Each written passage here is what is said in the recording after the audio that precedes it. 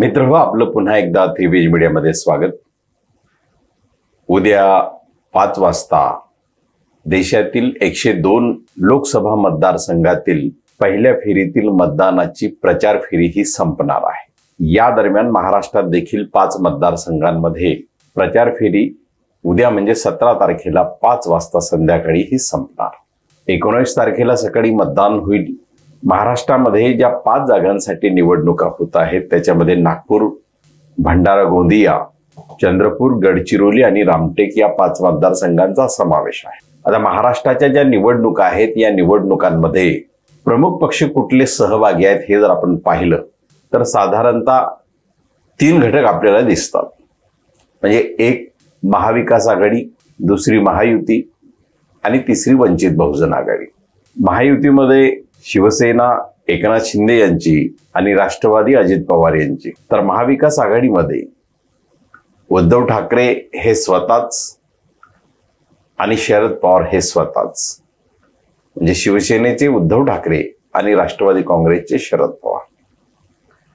म्हणजे या 2 युती आणि आघाडी एका बाजूला आणि या 2 आघाड्यांमध्ये तुल्यबळ अशी लढत देणारी वंचित बहुजन आघाडी ही देखील या मतदारसंघांमध्ये मैदानात आहे। नागपूरला त्यांनी उमेदवार दिला नाही, काँग्रेसला पाठिंबा दर्शवला सुरुवातीच्याच काळामध्ये।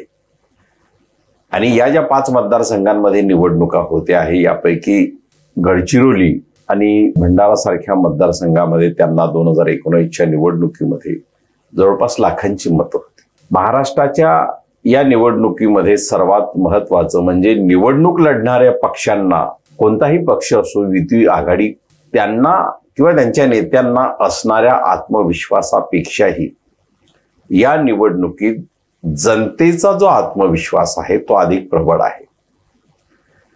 कारण गेल्या काही वर्षांमध्ये प्रश्नांना भिडण्याची किंवा प्रश्नांमध्ये जो समूह राहिला तो म्हणजे जनता, आणि यामुळे नेत्यांपेक्षाही जनता ही अधिक प्रभावी या निवडणुकीमध्ये आपल्याला दिसते आहे। दुसऱ्या बाजूला एक गोष्ट आपल्याला प्रकर्षाने म्हणावी लागेल की जनता ही नेहमी गर्दीच्या स्वरूपात असते आणि गर्दीला जर नेतृत्व नसेल तर ती दिशाहीन होते।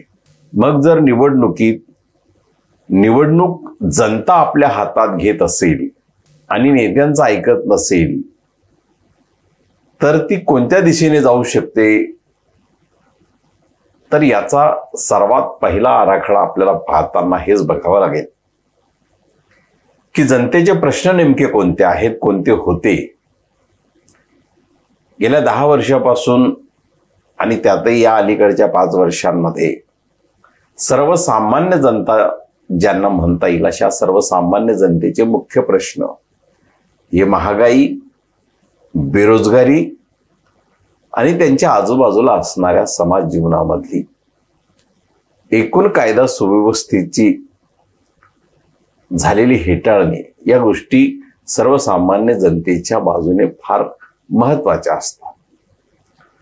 दुसरा जो घटक जनतेच्या मनामध्ये जो असतो म्हणजे दुसरी जी जनता आहे ती अर्थकारणाच्या अनुषंगानेही विचार करते आणि ही बऱ्यापैकी अर्थसाक्षर असणारी जनता असते। याच्यामध्ये व्यापारीही असतात किंवा छोटे मोठे व्यवहार करणारे अनेक लोक असतात।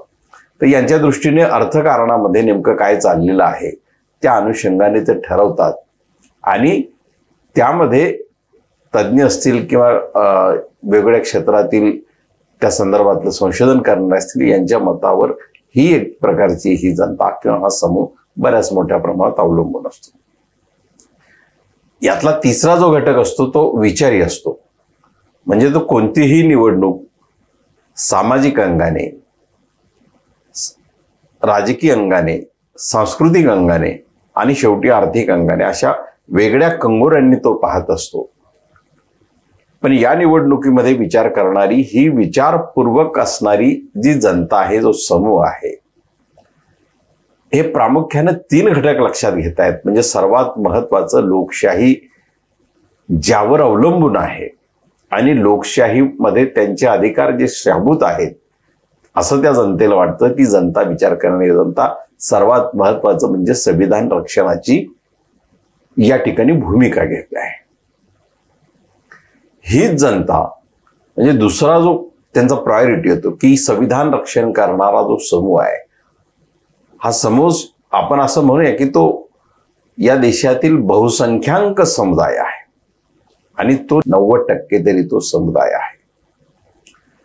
त्याचबरोबर या समुदायामध्ये कॅटेगरी निहाय म्हणजे SC ST OBC यांचा आपण बहुजन म्हणून जर विचार केला तर गेल्या काही वर्षांमध्ये सार्वजनिक उद्योगांचं जे खाजगीकरण, एवढंच नव्हे तर उद्ध्वस्तीकरण म्हणजे खाजगी क्षेत्राला त्या अंदन देऊन टाकण्याची जी प्रक्रिया चाललेली आहे आणि त्यामुळे सार्वजनिक क्षेत्रातील जो रोजगार पूर्णपणे बुडाला आहे किंवा सार्वजनिक क्षेत्रातील रोजगार हा मिळेन असा झाला आहे, अशी अवस्था ज्या विचारी नागरिकांना कळते आहे. याच्यामध्ये तरुण आहेत, शिक्षित जनता आहे, त्यांचे पालक आहेत, महिला आहेत. या सगळ्यांनी सार्वजनिक उद्योगाची जी विल्हेवाट लावणं चाललेलं आहे आणि त्यामुळे जो रोजगार संपला आहे यावर देखील ही जनता प्रामुख्याने विचार करते आहे. दुसऱ्या बाजूला म्हणजे कोणताही समाज असेल त्याला समाज व्यवस्थेत असणारी शांतता ही आवश्यक असते, कारण शांततेच्या सहजीवनाशिवाय जगातल्या कोणत्याही व्यक्तीला, समुदायाला आणि संस्थेला पुढे जाता येत नाही. त्यामुळे सामाजिक अशांती जी या काळामध्ये आहे त्याचा देखील एक परिणाम जनतेच्या मनावर आहे. दुसऱ्या बाजूला महायुती, महाविकास आघाडी यांच्यामधला जो संघर्ष आहे, म्हणजे राजकारणात सत्तेत कोणताही पक्ष असला तरी तो भारतामध्ये भ्रष्टाचारापासून अलिप्त राहिलेला नाही आणि म्हणून युती आघाडी कुठली असली तरी भ्रष्टाचाराच्या मुद्द्यावर यांची नैतिकता किती आहे हा मुद्दा देखील जनतेच्या दृष्टीने महत्वाचा आहे. कारण भ्रष्टाचार आर्थिकदृष्ट्या जरी केला गेला असला तरी तो जनतेचाच पैसा असतो आणि जनतेच्या विकासाचा किंवा जनतेच्या एकूण कार्यासाठी लागणारा पैसाच तो लाटला जातो, अशी जनतेची मानसिकता आहे. त्यामुळे हा मुद्दा देखील प्रमुख जनतेच्या मनामध्ये राहतो. पण या सगळ्यामध्ये म्हणजे एकेकाळी RK लक्ष्मण जे कार्टून काही दैनिकांमध्ये, इंग्रजी दैनिकांमध्ये ते द्यायचे, ते असं बरेच उल्लेख नेहमी करत राहायचे आणि मग तुम्हाला उमेदवाराची ते एक कॅटेगरी सांगायचे.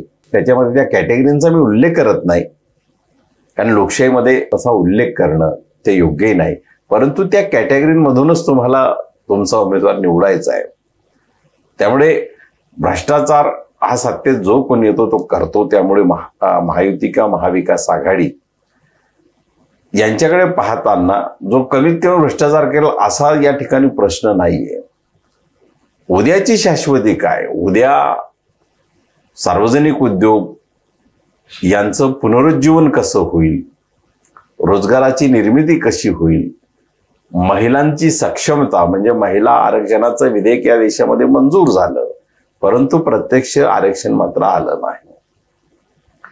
दुसऱ्या बाजूला सार्वजनिक उद्योगांचं आणि सार्वजनिक क्षेत्राची जी एकंदरीत विल्हेवाट लावण्यात आली त्यामुळे जो रोजगार गेला तो प्रामुख्यानं आरक्षणधारी समूहासाठी फार मोठी चिंतेची ती बाब आहे. आणि म्हणून यांचा जो समुदाय आहे तो जवळपास 85% समुदाय आहे आरक्षणधारी, म्हणजे आर्थिक निकषावरच्या आरक्षणाला वगळून सामाजिक आरक्षणातला मी हा मुद्दा सांगतोय की सामाजिक आरक्षणामध्ये जवळपास 85% जनता ही त्या सामाजिक आरक्षणधारी वर्गातून येते आणि म्हणून ते आरक्षण संपलं आहे.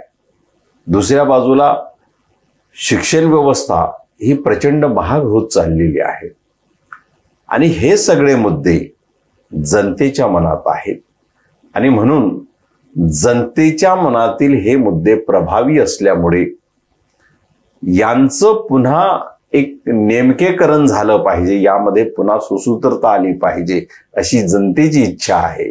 आणि म्हणून या निवडणुकीत जनता एक प्रकारचं निवडणुकीचं नेतृत्व आपल्या हातात घेत आहे आणि म्हणूनच आपल्याला येत्या 19 तारखेला जे मतदान देशामधल्या 102 मतदारसंघांमध्ये होईल लोकसभेसाठी, त्या मतदारसंघामध्ये सर्वाधिक मतदान झालेलं किंबहुना ऐतिहासिक मतदान त्याची टक्केवारी आपल्याला पाहायला मिळेल.